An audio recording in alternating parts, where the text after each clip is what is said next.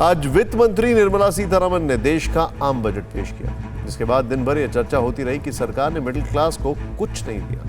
आम लोगों को इस बजट से कुछ नहीं मिला। आमतौर पर हम लोगों को बजट तभी समझ में आता है जब टैक्स में छूट मिलती है या जब हमारी जरूरत के मुताबिक सामान सस्ता हो जाता है।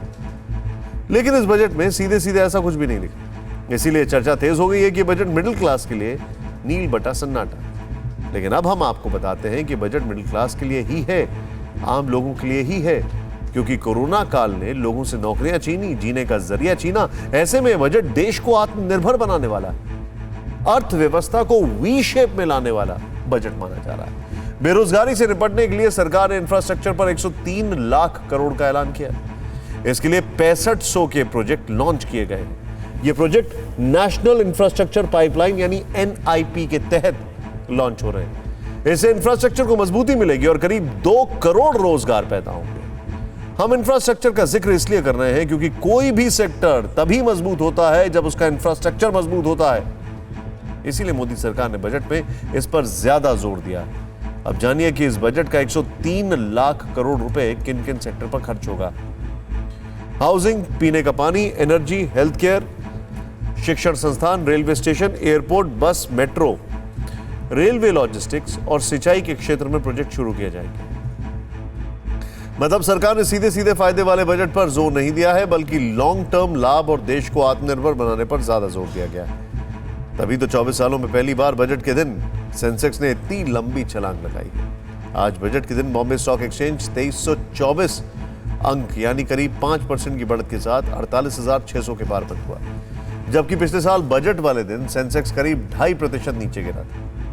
आपको यह भी बता दें कि पिछले 12 साल में 5 बार ही ऐसा हुआ है जब बजट पेश होते होते शेयर मार्केट ऊपर चढ़ा। लेकिन इस बार बाजार के उछाल ने निवेशकों में नई उम्मीद जगाई है, आम लोगों में सरकार के प्रति भरोसे को जन्म दिया। कोरोना से जूझते देश ने यह जताने की कोशिश की है कि यह न्यू इंडिया का बजट है।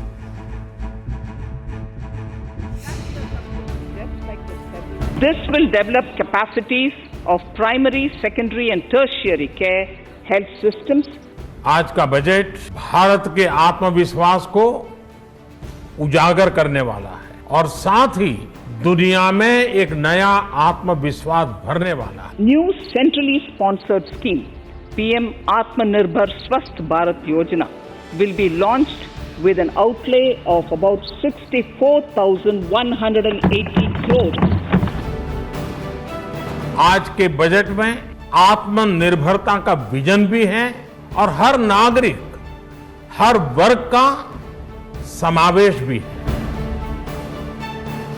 यथार्थ का एहसास भी, विकास का विश्वास भी, आत्मनिर्भरता का विजन भी और हर एक नागरिक का समावेश भी। देश के प्रधान के मुताबिक 2021 के बजट का सार यही है।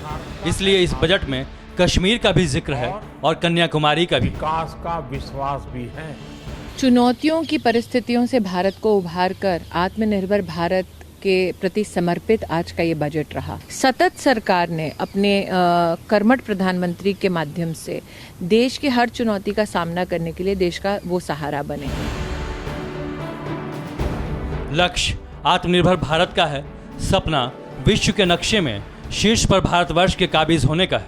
इसलिए इंफ्रास्ट्रक्चर का बेहद मजबूत होना सबसे ज़्यादा ज़रूरी है और इसके लिए सबसे ज़रूरी है कनेक्टिविटी। 2021-22 के बजट में वित्त मंत्री ने 4 राज्यों तमिलनाडु, पश्चिम बंगाल, केरल और असम के लिए नेशनल हाईवे प्रोजेक्ट की घोषणा की। तमिलनाडु में 3,500 किलोमीटर सड़क निर्माण के लिए करीब 1 लाख करोड़ रुपए, केरल में 1,500 किलोमीटर सड़क बनाने के लिए 65,000 करोड़, बंगाल में 675 किलोमीटर सड़क निर्माण के लिए 95,000 करोड़ और असम में 1,300 किलोमीटर सड़क निर्माण के लिए 3,400 करोड़ रुपए दिए गए। कहते हैं कि अगर गांव जितनी जल्दी सशक्त होगा तो देश उतनी ही रफ्तार से बुलंदियों को छुएगा।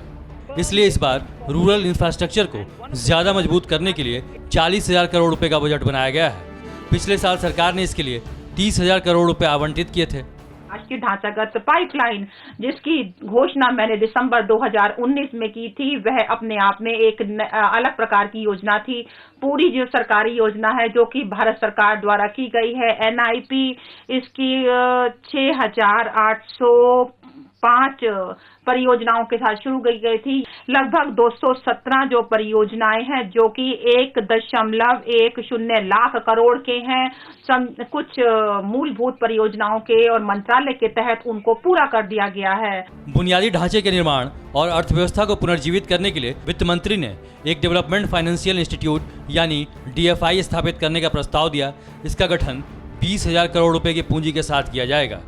वित्त मंत्री ने बजट भाषण में बताया कि देश में 7 टेक्सटाइल पार्क बनाए जाएंगे ताकि इस क्षेत्र में भारत निर्यात करने वाला देश बने। ये पार्क 3 साल में तैयार किए जाएंगे।